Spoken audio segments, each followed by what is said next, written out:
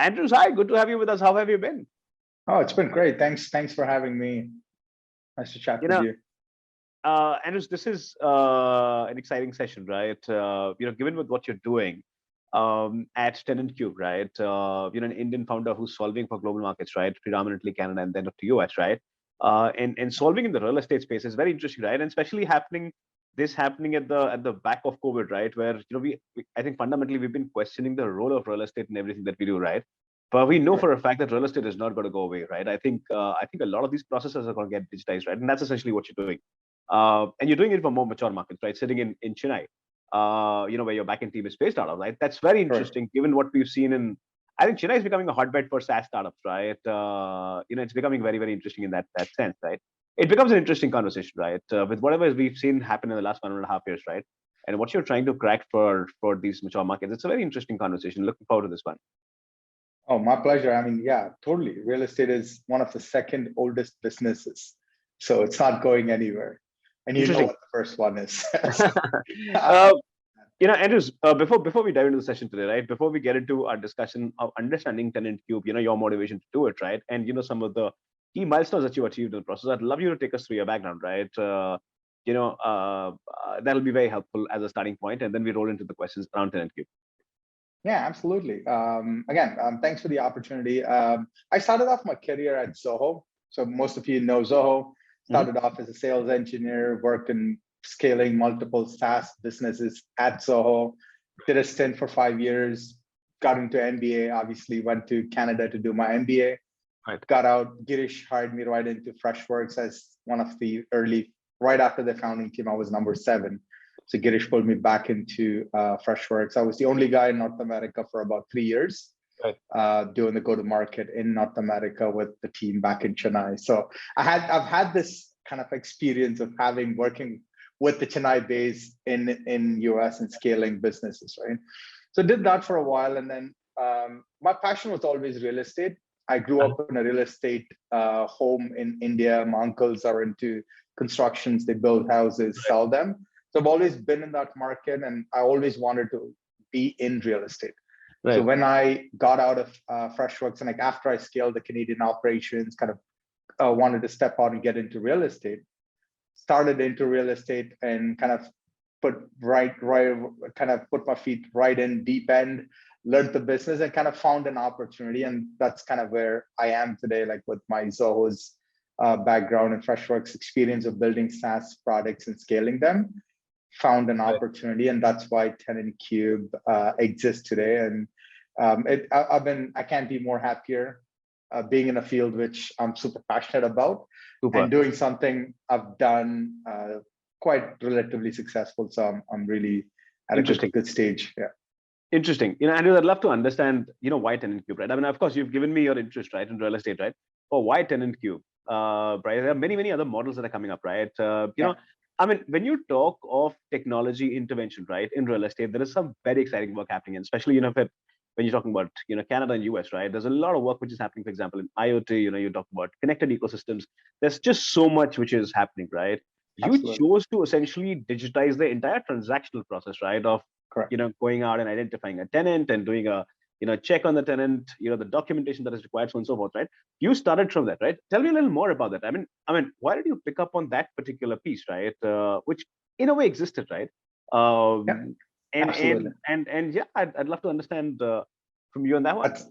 That's a great question. Simply because, I mean, you talked about the advanced technology that's happening in PropTech, right? Talking about IoT and stuff. Yeah. But then I'll talk to you about my experience, but the fundamental has never changed, right? And that's why the opportunity for TenantCube is. And the reason it came out was, it was my personal experience. I was living in a home, like as I'm passionate about real estate, learned how to refinance your home and buy another property without putting your dollar, right? So I learned that trick and I did that. And I rented my first property, which I lived in. And I was super happy. Rented to the first couple who walked in, like, oh my God, this is great. Now I'm going to be a passive landlord collecting cash. Right. And it turned out to be the person was an armed robber and a drug dealer, and he's serving life right now in prison. Oh. That was my first experience with being a landlord in TenantCube. In Canada. Now, what happened with that is I definitely terribly failed as a landlord right there. Right. So there's only two things you can do. One is either you say, you know what, it's not for me, I don't want to do this anymore, or just try to learn from your mistakes. Right. So I did some research and figured out why did I fail. So but those two things that just kept jumping at me, that I was just trying to get the transaction done because I was so worried about not having my home rented by the time I wanted. So I was rushing through the process of finding a tenant without the right screening process. So if I've done the screening process, I would not have had that issue. Right. But then it's a great opportunity for me to learn a lot of things. So I learned one thing was that tenants have more rights in North America than the landlord. The moment you hand over the key to them, now your rights as a landlord or your rights over your own home is cut in kind of 80%. You don't have any more rights on your home anymore because you've rented the property. So then I did a lot of research, right? So now that you know you made a mistake, there is an opportunity. And I talked to a lot of my friends who own houses. They're like, oh, don't worry about it. You're lucky. We had more better stories to tell you. So I kept hearing stories about landlords making this fatal mistake of not doing the right thing of screening and not finding the right tenant. It just disrupts the whole model, right? It's not just about the money. It's also about the peace of mind. Like you get into real estate thinking, oh my God, this is passive income. I'm going to rent it and I'm going to be happy. In my case, I was literally scared for my family's life because you have this armed robber and a drug dealer who knows your address. He has your phone number, and he could if he goes and robs a factory with guns, he could definitely walk into my home and rob me. Right. And that's where I really learned that the technology needs to evolve and protect these landlords who are actually doing this stuff. Right. How can you help them save save their investment? So that's the kind of path I started working on to see. Yeah, there are great advanced innovations, but then the basic is something that needed to be fixed simply because a lot of landlords are getting out of it. I wanted more people to encourage people to be renting. Very interesting. Andrew, I'd love to talk to you a little more about, the stakeholders, right? Because, you're kind of solving for all the stakeholders in the real estate segment, right? But before I do that, I'd love to understand a little more about screening, right? How are you doing these screenings, right? Is this, certain verification process that you do on information which is available, which is either provided to you or available in the public domain, or you go a level deeper, right, where you do ref checks, right? You get in touch with people, and then build a thesis around that individual, right? What's the process of screening? Absolutely. Yeah. So it's a simple process. So something like that. If you're renting to somebody, if you're renting your home to someone, you need to know who they are first off, right? In my case, I shook hands, rented the property. It's totally not the right way to do it. So what our system does is it makes you look like a professional. So as a landlord, when you want to rent from me, I send you an application on an app and say, you know what, I want you to click here, sign up and provide me the basic information of who you are with your ID proof.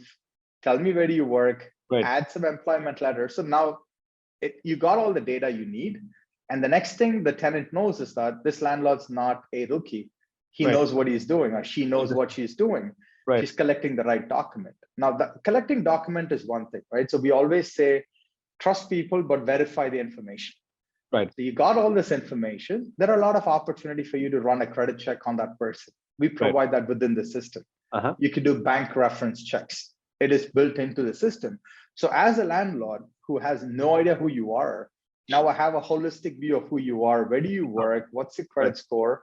So I can confidently rent the property to you, knowing that I've done all. You can never always say that I've always got the best tenant, but at least for your peace of mind, you know that you have done your due diligence of doing all the work, getting all the reference checks and all that screening done, so that you know that you've done all that you could do, and most likely it'll be a great tenant for you. Very interesting. Andrews, do you go beyond what's visible, right? So all of what you said is essentially all visible, right? It's all part of the ecosystem, right? It's basically APIs that get plugged in, and you can build a certain thesis around it, right? And you're absolutely right, and I completely agree with you that you cannot have 100% certainty, but you can get closer to that, right? Where you have a 60, 70%, 80% visibility to who the individual is, right? What I want to understand is, are there pieces that you've built which are beyond the visible, right? For example, you could possibly track, say, certain disputes that people have had in the past, right, with the landlords, other such information which could exist in silos, right? Do you Yeah. also scrape through such information to build this personality piece and predictive piece in your application? Yeah, interesting question. Again, I'm so uh, I mean, I'm kind of, I should give you kudos to this. Like, you've done your homework, trying to get those points that really matter, right? So that's a great question, because there's a lot of different, every transaction that happens in our system is an opportunity to learn more about the landlord and the tenant. It's a small things like paying rent on the system helps us determine how great a tenant this person could be. When a landlord has an issue, or a tenant has an issue, how fast is the landlord resolving that issue? Gives us an opportunity of a point, right? So that's where the play of having a platform like ours, helping people behave in the right way, kind of encouraging good behavior. Those small micro data points are something that a platform like TenantCube will have more advantage as it evolves, and as the tenant and landlord start using it. It gives them their own data in a much better way, so that they don't even have to do a credit check. So here's an example, right? Think of it when you go through our system, you've been with us for 3 years. You've paid your rents through us, you've done work orders through the system, and you're moving to a new property. And if I can tell out of the 10 applicants, I know this person, or the system knows this person, I'm giving them a 4.95 rating out of 5 because of all the different pieces that I've tracked in the past. Versus here are 9 other people. We don't know who they are. Here are some documents. Go figure. You know who you're going to pick, right, as a landlord. So that's where the future, and that's where the disruption really happens, when we use the data that is collected in kind of the different data points that we have to enable good behavior, so that we can disrupt the whole model of why do you have to market a property when a platform has qualified tenants rated in your region looking for a property. Super. Andrews, I'm going to move on to the next question, right, which is more about stakeholders, right? Now, this started by you solving for an issue that you faced, right? And I think that possibly, and like you highlighted, right, that resonated within your immediate circle, right? People had similar issues, right? But you've grown beyond that, right? Now you're solving for each stakeholder in the game, right? Which calls for very different kind of an understanding, right? Your product suite also changes, right? It has to be sort of defined at an interaction level, right? Tell me a little more about, right, what exists, because you're solving for each of the stakeholders, right? Help us understand, what is the product looking like for each stakeholder as they go along, right? And certain specifics that you've designed for them in that larger scheme of things. Yeah, absolutely. So within our platform, the stakeholders are like we define it in 3 different stakeholders, right? One are the landlords, or the owners, property managers who are managing the property on behalf of the landlord, and there is a tenant who's kind of the customer in this case, right? So they're kind of the core.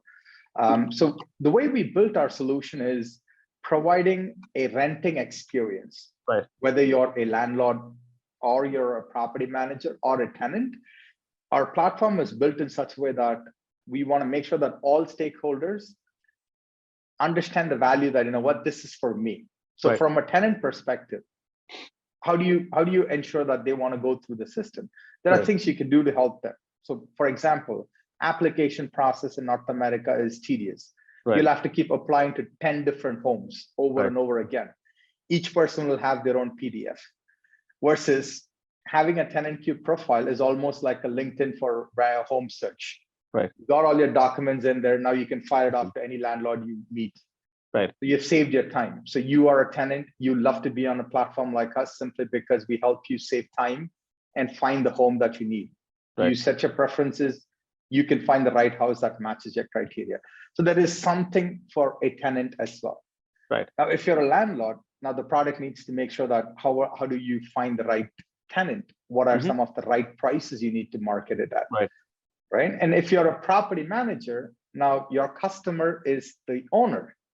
How do you show your owner that you're doing all the work you can to find the right tenant, manage the tenant and serve them? So our platform is kind of built on a holistic level But then we always build features based on, does this really help our stakeholder? Like either it should help a landowner, a property manager, or a tenant. If it doesn't help any, it's just or looks, I thought about it, it sounds good kind of a feature, we don't get into it. Sure.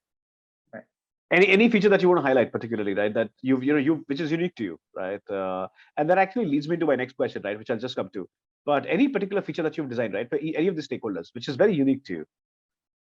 Yeah, I mean, there's actually a few of them that we've done totally different. So we didn't want to go build, because this is a market that, like a landlord, like something that it's a neglected market pretty much. Like nobody really cares about them. When we get to the market, I could really talk about that. But then this is something that from a landlord perspective, ability for them to kind of immediately, let's say, do the whole process itself, right, is something that they don't have access to today. It's a technology that they don't have access to. Nobody really caters to them, right? So building a holistic platform where from the time they decide to market the property to onboarding a tenant and to maintaining that whole relationship, the relationship aspect and the communication is something none of the small landlords have. And that is kind of one of a game changer for us, is that everything sits in one app for them, and it saves them tons of time and tons of back and forth, right? So we call it, we provide the confidence that they need to be a successful landlord. Interesting. Andrew, before I move on to my next question, right, what I want to understand, and I think which is possibly very unique to it, given that you're bringing all the stakeholders, I mean, if you look at a lot of other platforms, right, and we have many successful platforms in India, Asia, right? Now, when you look at a lot of these platforms, right, they're essentially all listing platforms, right? Correct. Where their primary prerogative is to make information available, right? They do not, beyond a certain point, take any responsibility of the information which is available, right? In your case, you're literally sort of taking them down to ensuring that there is adequate confidence, right? In a way, what you're doing is you're kind of taking a certain ownership, right, for the transaction to happen, right? In a market that the one that you kind of operated, right, are there liabilities that get built into your relationship with all the stakeholders? Is there a certain liability on you, or you essentially work as a technology platform and you keep yourself very clean, right, while you're doing what you're doing? It's eventually the stakeholders who are going to be doing it, right? Because this is a very faceless medium that you've kind of created, right? People are essentially going to be dependent on your, say, scoring methodology, right, or rating or ranking methodology, right, to making the decisions. Is that still a gray area, or you found answers to it? Where are you on that front? Yeah, I think that's again a great question. I mean, it is still a gray area, and in North America, it's kind of, I would say it's black and white almost. Like people know that it's illegal to do certain things. Like you can't deny a residency to a person because of race, gender, whatever it is, right? So we try to follow those rules. But at the end of the day, our platform, like you clearly mentioned, is we are helping, or we're enabling landlords to make better decisions, or property managers to make better decision. We don't make that decision, right? So we're helping that good behavior as well, but our liability only, I mean, we don't take any liability of any assurance of this is a great tenant because they came to us. All that we are doing is providing the data in a way that makes it accessible to the landlord. And the second thing is makes it easy and understandable to a landlord to make a decision, right? So that's pretty much what we do. And that's where we want to be. I mean, we definitely want to help tenants find great homes as well. So if you're a great tenant, you have to be in a system like ours. And we are working with the credit bureaus and stuff so that we can actually help tenants increase their credit score so that they can go out and buy properties and not keep renting for the rest of their life, right? So those are things that we're working. And at the end of the day, our goal is all about providing a platform that can help all the stakeholders, either it's tenants or landlords. We don't take any sides, right? So our thing is, renting is the experience we concentrate on. We're not there just for the landlord or a tenant.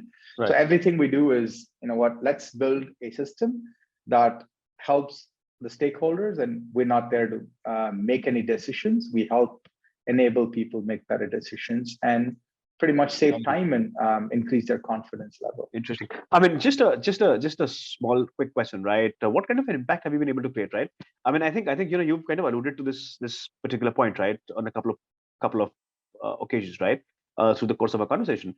that you've been able to fast track the process, right? How fast has on TenantCube? I'd love to understand that.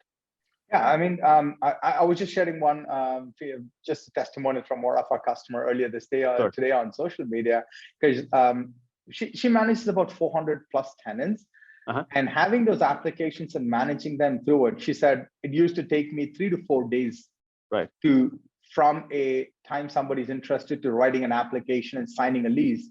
Sure. In TenantCube, she does it in 20 minutes. Right. She's like, I got all the data here. I don't need to jump between an Excel sheet, copying data into a PDF, uploading it into a DocuSign, sending it for signature, versus in TenantCube, everything is right there. I just say, you know what, I pick this tenant, generate the lease, boom, send it for signature. I'm done, right? Super. So it takes days typically for the leasing process. We cut it down into 20 minutes, which is ridiculously less, whether you're a property manager or a landlord. Landlords' simple reason is they really don't know what kind of forms are out there. They really don't know, am I doing it the right way? Do I have to ask for this deposit? So for them to come here and say, you know what, it might take them weeks to first read about the stuff. Right. What are my templates? What are the detail I should ask? What should I not ask? Versus having a solution that people use, and it kind of follows the what do you call the regular template, makes their life much easier. So overall, I think it's a big transformation, and that's people not a bad have number. seen it. Yeah, I mean, 20 minutes. I'll do it any day, right? It's sweet to rent a home in 20 minutes. It's brilliant. It's absolutely amazing. Andrew, I'm going to move on to a slightly more important question, right? Now, in an application, the kind of environment, I mean, see, the tech ecosystem, when you're building something, right? For I think any early stage company, the biggest challenge is to acquire the customer, right? In your case, one, how cluttered is the market, right? So how difficult does that make you to onboard a customer, right? Second, what are the hooks that you've created, right, for a customer? And I understand, it's a quick process, right? But it's not something where I very clearly see a moat in the process, right? What becomes your defense in the game, right? I'd love to understand these two aspects of how are you tackling these two issues, which are very critical to your existence and growth, right? I'd love to understand that. Yeah, great. So I'll take that in two. I mean, you asked a long question in 2 parts. So let me try to address the first part. Sure. Finding customers. What we have been able to do is, because our persona is, again, going after the landlords, we know that they're not out there talking about they being a landlord, right? So there's no way to go find a landlord on LinkedIn or a landlord on on Facebook or anything, right? So what we have done is we've digitally looked at people in certain groups, kind of what are the persona behind somebody with properties? Are they following the right kind of people? Are they following these influencers? So we do a digital persona, and mostly landlords, we try to get them digitally. So, and like you said, the other part of your question, I had books and stuff. So what we typically do is content, right? So landlords are usually looking for, you know what, hey, in Ontario, they changed the lease. What's the new lease that I should be using? Right. They come to TenantCube to find that lease. Interesting. Right. And then we're like, oh, yeah, you could download it. You could download it, fill it manually, upload it on DocuSign and send it for signature. Right. Or you can sign up for TenantCube and do it in 10 minutes. Right. Then you get them and they do it. They contact their friends and say, you know what, man, I just saved like 2 days of my time because I found this app and I just did it right now. So we're starting to see that referral as another opportunity as well, right? So digitally acquiring landlords has been working for us so far. And the other thing we have started to concentrate right now are there's secondary markets that's serving the landlord population. So for example, if you don't know how to rent a property listed, you go to a realtor. Realtors deal with a lot of landlords who are trying to rent properties. So they are our affiliate marketers. Right. And if you are in trouble, you go to paralegal. Right. Right. Oh, my tenant's not paying my rent. How do I kick them out? How do I go through that process? Right. So we have signed up affiliates and paralegals who then can promote us and say, you know what, you got to use an app like this. Accountants are our affiliate program partners. So if you don't know how to track expenses, what should I track? What should I not track? How do I collect my rent? You talk to an accountant and the accountant says, the answer is TenantCube. Right. Here's the link, sign up, use the platform. you will be all right, right? So they will walk you through all the process and stuff like that. So those are two models that we have seen really work really well for that landlord kind of a persona, which is almost like a B2C in our case, right? So they don't really have a corporation or a name. So we find them digitally and through affiliates. The second persona that we're going after is property managers. Again, we do an outbound approach. Right. Done that for so many SaaS companies in the past. So right. finding those property managers, getting them on a call. And because we have this clear value proposition, right, it's super easy to just go pitch and ask them a couple of questions and say, you know what, oh, well, you're doing this. Like there's 3 different areas we can add value. There will be one area that they're struggling with. The moment you hear that, oh my God, man, that expense tracking thing haunts me, then we're like, great, start off with our expense tracking site, right? So we have built a platform in a way that you don't have to use everything. You can use what you need to, and then slowly upsell them onto different modules as they get comfortable with our platform. Super. Andrews, you're fairly new in the block, right? What are the numbers that are and I'm what are the numbers? I mean, if and I whatever you can share, right? I understand you're in the early phase of your journey, right? There are not a lot of numbers that you can put out, but I leave it to you, right? I'd love to understand what are the numbers that you've been able to achieve in a very short while. Also, it's what's important is to understand the sensitivity that is coming in people with COVID, right? Because COVID has kind of disrupted, I think, all markets, right? But I think real estate is something which has taken the strongest hit, right, in many ways. But I think it's also opened up the possibility of digitization, right? I think people have just become so much more sensitive to digitization, right? And I think application like yours becomes just so much more relevant in certain, in that context, right? But what's been the offtake, right, of the solution, right? How many clients, how many customers across stakeholders? How's been the initial response? What are the key challenges and hiccups that you've come across? I'd love to understand that part of the business. Yeah, sure. Yeah, well, we definitely early in our journey. We've launched a couple of months ago, pretty much like we went out like a beta. We still call ourselves just out of beta, right? So we're still evolving as a company. But one thing we decided early on is, again, it's a totally different approach compared to SaaS companies where you throw a freemium out, you get 1,000 users using it for free, and then hope that 10 people pay you. We went with a different approach and said, we'll only sell initially to people who want to pay us, get at least a handful of paying customers first, and then start a freemium plan. Figure out what people are using and then kind of reduce it down to a freemium plan. So we started off and we have kind of grown like 40-50% month on month. Like we've been acquiring customers. And the good thing about our growth is that we went with our vision of small landlords as kind of our core market. What we have seen is we've also got customers with a bunch of units under our belt. So we are over close to 1,500 units that's on the platform today within the last 2.5 months since we started beta, right? And we have about 8,000 in the pipeline in the next month onboarding. Interesting. So which is now, it's almost quadrupling our unit count in the next 6 to 8 weeks, simply because we got a couple of references from bigger property managers companies going into a bigger set, which again, our landlord population is also growing and the referrals starting to kick in. So it's I mean, the growth wise, we know the growth numbers are good. So if you project it out, we know at the end of the year, we have pretty decent number under our belt, and paying customers are also growing, right? That's the most important part for us, where people are willing to come in and pay for the solution. Because we always talk about the first customer is the hardest to get. We have done that. They say getting to a 10 is the next hardest part. We have gone through that in the first 2.5 months of our company. We have more than 10 paying customers. Now we have doubled it to close to 20 paying customers in a month. So we are on the right trajectory. It's just a matter of kind of staying focused is what we're thinking. There's so much opportunity and so much noise in this space. There's so many different opportunities you can kind of try to get distracted from. But our focus is right now, I think the way it is, the market is fragmented, like you said, and there's tons of opportunities. How do we stay focused and not try to go after every opportunity is what our biggest struggle right now is. Like we're growing. Let's grow the core business first and then the distractions and the economy and the growth and all that comes later, right? Expansion comes later. So yeah, so that's based on the numbers. I hope I answered most of that question. Is there anything else? Yeah.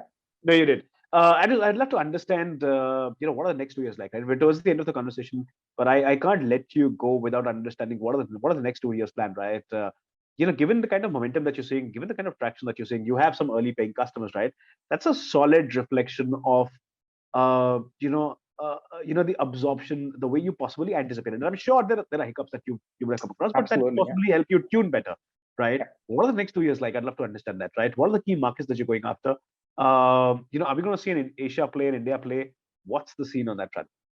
Yeah, great. I mean, I think one thing we did miss in that question was the hiccups, which you just brought up. That I mean, we definitely fail ridiculously often, which is great. But the thing is, we know that we fail, so we immediately know that we failed. We make sure that we talk about failure, and we figure out a way to not fail again, right? So that's something that we have done really good. Fail fast, they say. We've done a fail fast and recovered pretty quick. That was the part of the failing part. But then the next thing is, I think right now our focus is completely in North America. We want to definitely get into the North America. We want to be, in the next 2 years, we want to be one of the top players who go after the landlords pretty much, right? Because if you see all these enterprise companies, their chatbots on their website won't talk to you. Right. If you go and say, I have 10 units, they'll say, come back to us when you have 500. You can't afford us. Interesting. Right? Like, I want them to start removing those chatbots, and I want them to realize that, oh my God, we missed the market. Right. There's this company that's going after the neglected market, and they're doing pretty good. So that's one of our focuses, to just kind of become that name that gets out there and services the market that people think it's not there. I mean, they know it's there, but it's hard to serve. But then it also helps us because of our model in Chennai and Canada. It helps us go after the market at a really good economic base and kind of the structure we have.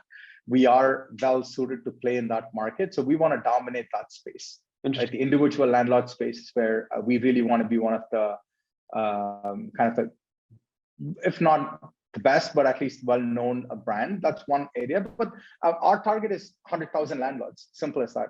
Like, our big target is, in the next 2 years, we need to help 100,000 landlords, because there are tons of them. There's 13, 14 million landlords across who are just doing management themselves. Like, we call them do-it-yourself landlord. We have about 13, 14 million of them. Right. We just want to get to close to a million of them to service them, right? So that's kind of our big goal. We call it the audacious goal, but we are sorry. And with that, what numbers are we looking at? What are the revenue business are we looking at? Does the large product part of the product continues to be freemium, or we move into seeing you do some other additions, right? Some other pieces that the customer will pay for, right? What's going to be the revenue play in the next 2 years? Yeah, I mean, we have a SaaS revenue as well, right? So our product is a SaaS-based platform kind of a fee. Plus, there is, depending on the number of units that they get onboarded, there is an per unit fee as well. So there's no cap to our MRR. So if you go get a 10,000 unit person, which is not our market, but let's say a landlord, like a perfect example could be a landlord joined us last month, right? He signed up. He had 33 units. Like, in the next 2 months, he's at 68 units. Right. He went and bought a couple of other buildings. Right. So now our MRR doubled, simply because they were paying X amount. Now they added another 40 units. The MRR just doubled for us. Right. That is also our growth, right? If we could enable our landlords to be more confident to buy more properties, scale their businesses, our business and our revenue grows with them. Now, there's also additional secondary revenue sources that we build into as well, where something like purchasing, like their credit reports, right? Rent transactions. So there's a lot of different avenues for us to monetize even a freemium user. Right. So there's different avenues. Like, free is free for the platform, but there's opportunities for us to monetize in one form or the other as well. Interesting. And so definitely there's a lot of different revenue sources and opportunities we have already discovered to help us increase our revenue per customer. It's just a matter of what is the right time for it, right? Like, do we do it today? We know that it's available. Do we do it when we have 10,000 landlords on our platform versus do we do it when we have 200 landlords in our platform, right? So we know that there's always an option and expansion of our revenue model.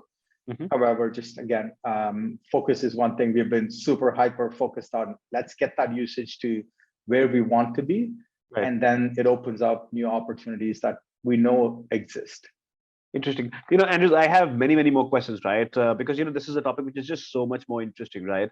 Retaining the stakeholders, retaining the consumer, I think is just, there are just so many hacks and experiences around it, right? That you can have a never-ending conversation, right? The conversation can go on, right? But I think in the interest of time, I'm going to move into my last question, right?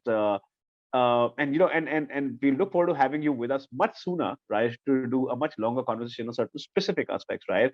But my last question in this conversation today, Andrews, is that you've been a working professional, right? There are many working professionals, who itch to go out and start something, right? I think last 1 year has been 1.5 years has been a little, it's been in a way a revelation, right? Where people have discovered that they want to do something, right? How has this experience been for you, right? I mean, and I want there could be some learnings and lessons as well, right? For many other people who are going to be watching this, right?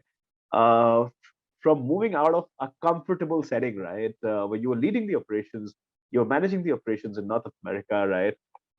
For Freshdesk, and from that to doing your own thing, right? What are the learnings and what are the lessons, right? And why did you choose to do that? I'd love to understand that as the parting comment. Yeah, I mean, I mean, I can talk about that for days. So I'll try to keep it short here. I mean, first off, COVID has definitely been devastating in most ways for the whole world, right? Like things have changed, the industries have changed, but there has also been opportunities, right? So as a mindset, like for somebody who wants to do something and get out of the comfort zone, that you're always chasing opportunities.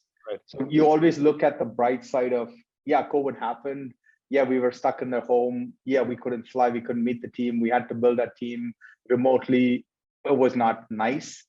Right. It's not a great experience, but then there is an opportunity at the end of the day, right? So that's one thing that I think being positive about things and then kind of having that confidence that, yeah, we could actually make it work, make it stick are two things that helps you kind of want to do something on your own, right? And the third part is that I mean, if you enjoy what you're doing, they always say that, but I mean, it's true, right? Because real estate is something that I've decided, because when you get into a business or an opportunity as an entrepreneur, or I don't even call myself entrepreneur, right? I'm just somebody who just found something that was not good. And I just wanted to go build something for myself first. And then when I talk to more people, I'm like, oh, geez, it's not just me. There's everybody has the same problem. So let's go build it for our community. And then for the whole region is suffering, the whole country. So I think at the end of the day, I think real estate has always been the passion. So I always knew that it's not for the next 5 years. I see myself in real estate for the next however long I'm alive. Like that's my passion. I'm going to be buying properties. I'm going to be renting them. I'm going to be scaling my property. I'm going to be in real estate. So if I could do something related in that field, if I don't do it, what am I going to do, right? Like I'm not learning anything new. I'm just buying properties, renting it, making the money. That's great, but am I learned anything? It's not challenging enough. So wanted to get out of the comfort zone. Again, brilliant company. We've seen that scale from when I joined was 0 paying customers to about 150,000 when I left. It's a phenomenal experience. You learned it. Now, maybe let's put that to good use, right? Build something that could help other landlords and kind of maybe change another 100,000 landlords' lives, right? If I had that opportunity, why not do it, right? So that's the opportunity part of going after what you believe or what you really enjoy doing. Again, COVID, you look at the opportunity side. Right. From our standpoint, I've had a landlord. Like one other thing that I kind of with our investor base, one thing we have set ourselves for a success was we didn't just raise money from anybody and everybody. Couple of our, I mean, I would say 4 or 5 of our investors in Canada are all property management companies with over access to 25,000 units between them. Right. So they've invested, they've seen the value, they've invested in us. So we know that we could definitely get to 25,000 doors in the next 6 months. Super. So we have that open for us. Now, the reason I said that was people like that who had like one of our investors, 13,000 units. So 2 years ago, when I talked to them, they would never talk about digital payments and collection. Like, I love people dropping checks. I like to get the money. Right. They would never go do a credit card payment. No. I'm not paying any bank any money. Right. 3 months, 6 months, fast forwarded, COVID hit. He calls me every day and says, can I do something to collect rent automatically? What's that direct deposit? How do I get that money into my bank directly? Because I either can't meet people, I can't collect rent. What do I do now? So it's just like 10 years of digital adoption happened over 3 months for that guy like him. Right. So it is an opportunity that you see that, okay, yeah, it is bad, but there are some areas that works for you, right? So the opportunity is there. So we look at the bright side of what are some of the opportunities. And you're in a market which, like I said, it's the second oldest business, which has not changed a lot. People have been renting the same way, collecting rent checks, dated check, post-dated checks and all that for years. It's time to change it, right? COVID has changed that. Andrews, what's the learning? Your parting comments. Yeah, learning's been, I think, never plan too much ahead. you might have 5-year plans, but action has to happen today, right? Like, COVID has taught me one thing is that you can have the best 5-year plan, but everything goes to shit if something like COVID happens. So have a vision, but always play today and play for the near future, and try to look at all the new opportunities and keep building your business, right? Don't keep stuck. Don't get stuck in the 5-year plan.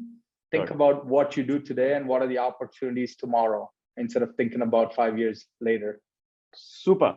With that, Andrews, thank you so much for taking the time. It was a lovely conversation, right? We wish you all the very best in your journey. I think there are a lot of things that you very clearly cut out in the process. I think the way you're breaking it down, but personally, it's heartening to sort of, understand. I mean, this is a space that I understand fairly well, right? And it's heartening to see the way you're you're building for each stakeholder, right? And I think you're trying to sort of improve that trust in a trust deficient market, right? And there is little calibration which has happened. There is little consistency which has been brought in. There's little quality assessment and check which has been brought in, right? And I think this is, and I think you're kind of filling in for that gap, right? We wish you all the very best. Thank you so much for taking the time out. Loved this conversation. Oh, it was a pleasure. Thanks for all the great questions. It was really good. I enjoyed it. Thank you. Appreciate it.